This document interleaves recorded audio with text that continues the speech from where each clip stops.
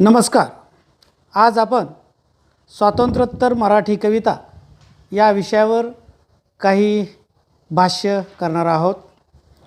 स्वातंत्र्योत्तर मराठी कवितेचा कालखंड म्हणून 1945 ते 1960 हा ओळखला जातो. या कवितेला 1945च्या आसपास नवकविता या नावानेही ओळखले जात होते.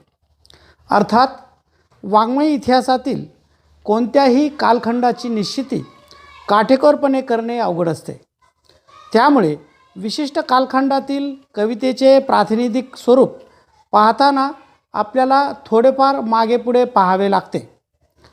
1941मध्ये बासी मडेकरांचे वाङ्मयीन महात्मता हे पुस्तक प्रसिद्ध झाले. मर्ढेकरांनी आधुनिक मराठी साहित्याची कठोर चिकित्सा केली आणि नव्या प्रकारची कविता लिहिली. त्यांच्या नव्या कवितेचे केवळ कविता या साहित्य प्रकारालाच वेगळी दिशा दिली असे नाही, तर एकूणच तत्कालीन साहित्यामध्ये स्वातंत्र्याचे प्रयोगशीलतेचे वातावरण निर्माण केले. त्यामुळेच मर्ढेकरांनी साहित्य क्षेत्रात सन्स ऑफ फ्रीडम निर्माण केला असे काही साहित्यिकांनी आवर्जून म्हटले आहे. कवितेचा आशय, घाट आणि तिची भाषा यामध्ये मूलभूत स्वरूपाचा बदल होतो, तेव्हा कवितेत काव्यसंकल्पनेत परिवर्तन होते. कोणतेही काव्य परिवर्तन हे त्या विशिष्ट भाषेतील कवितेच्या परंपरेशी संबंधित असते आणि ही काव्य परंपरा त्या भाषेतील साहित्य परंपरा, कला परंपरा आणि एकूणच सामाजिक सांस्कृतिक परंपरा यांचा एक अविभाज्य भाग असते. त्यामुळे कवितेतील परिवर्तन हे अंतिमतः या सर्व गोष्टींशी संबंधित असते. आधुनिक मराठी कवितेच्या पार्श्वभूमीवरच 1945 नंतरच्या मराठी कवितेत घडलेल्या परिवर्तनाचा अर्थ लावणे, त्याचे स्वरूप समजून घेणे, तिच्या समोरील प्रश्न कोणते याची थोडक्यात चर्चा करणे व मराठी कवितेचे स्वरूप समजावून कविता घेताना कवी आणि वास्तव यांच्या परस्पर संबंधाचा शोध घेणे महत्त्वाचे आहे. कवी आणि वास्तव यांच्यातील संबंध कोणत्या प्रकारचे आहेत, म्हणजेच कवी वास्तवाला कशा प्रकारे प्रतिसाद देतो, तो वास्तवाशी कोणत्या प्रकारचे नाते जोडतो, वास्तवाचा धर्म कशा प्रकारे लावतो, यावर त्या त्या काळातील कवितेचे स्वरूप स्पष्ट होत असते. एवढेच नव्हे तर स्वातंत्र्योत्तर मराठी कविता पाहत असताना स्वातंत्र्यापूर्वीच्या काही घटनांचाही आपल्याला विचार करावा लागतो. स्वातंत्र्य काळातील पार्श्वभूमी सांगत असताना काही राजकीय सामाजिक घटना चटकन लक्षात येतात.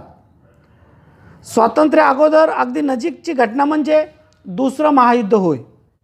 दुसरं महायुद्धामध्ये हिरोशिमा नागासाकीवर झालेल्या अणुबॉम्ब हल्ल्यामुळे मानवतेची, बंधुत्वाची, विश्वमांगल्याची म्हणून जी काही मूल्य जगातल्या आजवरच्या महात्म्यांनी आणि प्रेषितांनी सांगितली होती, जगली होती, जपली होती, ती या दुसऱ्या महायुद्धाने विशेषतः त्यामध्ये वापरले गेलेल्या अणुबॉम्बच्या प्रयोगाने क्षणार्धात बेचिराख झाली.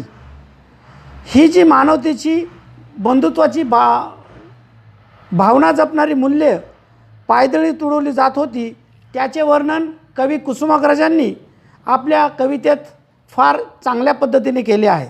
ते म्हणतात, जनावरांनी काबीज केला हा दरवेशी या ओळीमध्ये विज्ञान युगाच्या भयावहतेचे दर्शन आपल्याला घडते. दुसऱ्या महायुद्धात निर्माण झालेली भयावह परिस्थिती, जीवघेणं महायुद्ध, महासंहारक अणुबॉम्ब हल्ले, मानवी प्रज्ञाच हस्तगत करणारी विज्ञानाची दृष्ट चाल, अशा सर्व जीवनालाच व्यापणाऱ्या घटना अवतीभवती घडत होत्या. याच पार्श्वभूमीवर मर्ढेकरांची कविता निर्माण झालेली दिसते. ती परंपरेला छेद देऊन आपले स्वतंत्र अस्तित्व दाखवणारी आहे. भारताची झालेली फाळणी ही या काळातील महत्त्वाची घटना होय.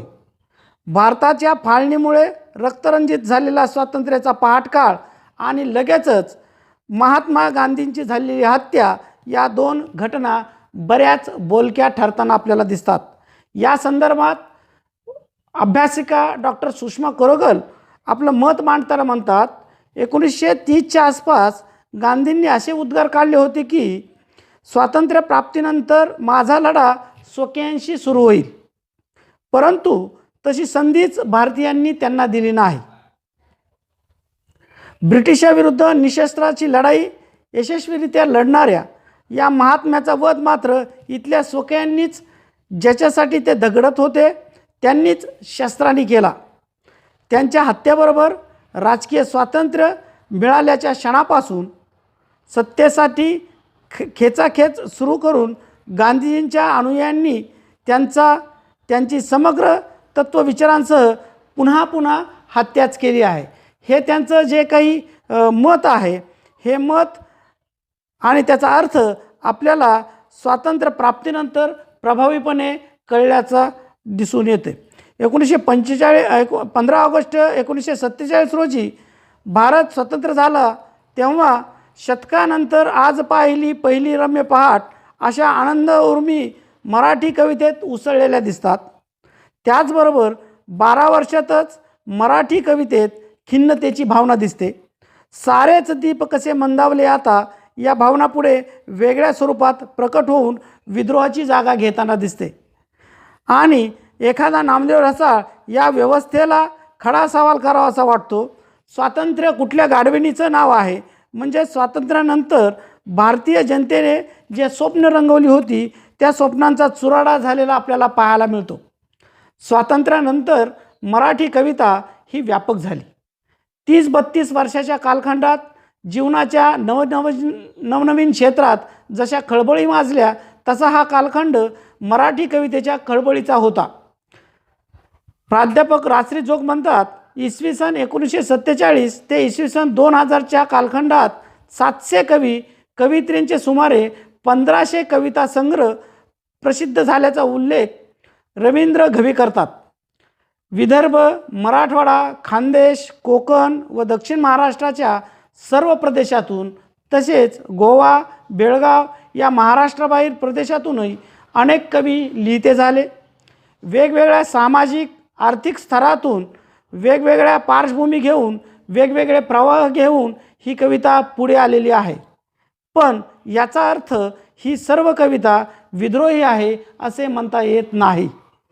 परंतु काही कवींची कविता परंपरेपेक्षा वेगळ्या वळणाने जाणारी कविताही आपल्याला पाहायला मिळते.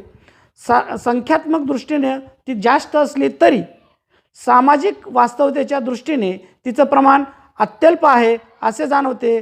त्यासाठीच या कवितेचा वेगवेगळ्या वर्णांचा परामर्श घेणे आवश्यक ठरते. धन्यवाद.